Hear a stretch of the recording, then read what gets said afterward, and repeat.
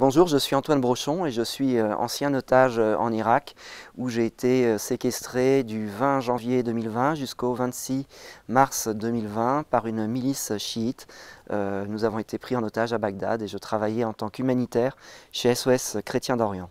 Donc j'ai rencontré le président Charles de Meyer ainsi que le responsable sécurité de l'époque en mars 2016. Par la suite, j'ai assisté à des soirées de formation qui étaient organisées tous les mois, le mardi soir chez SOS Chrétiens d'Orient. Et après, je suis parti donc comme bénévole du mois d'août au mois de novembre 2016. Et évidemment, quand je suis parti pour SOS Chrétiens d'Orient, il était évident pour moi que je devais aller au bout de ce cheminement spirituel.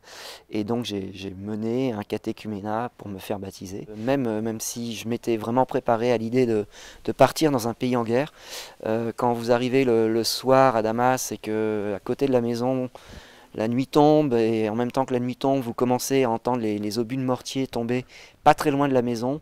Je dois dire que ça a été très très fort. En fait, je suis parti, j'avais pas peur parce que c'était vraiment très raisonné. Quand je suis parti, à travers les formations que j'avais reçues avec SOS Chrétiens d'Orient, où on nous enseignait comment mettre un garrot, comment mettre un pansement compressif, j'étais pas inquiet parce que je savais ce à quoi j'allais être confronté. Et même quand nous avons été enlevés, qui que ce soit d'entre nous n'a jamais eu peur. On n'a jamais eu peur, parce qu'on était préparé à ce qui pouvait nous arriver. Et quelque part, un enlèvement, c'est moins grave que de se faire assassiner ou égorger en tout cas. Donc non, on n'a pas eu peur. Alors pour moi, être utile, c'est se mettre au service de l'autre. À travers le service qu'on rend aux autres, se construire soi-même.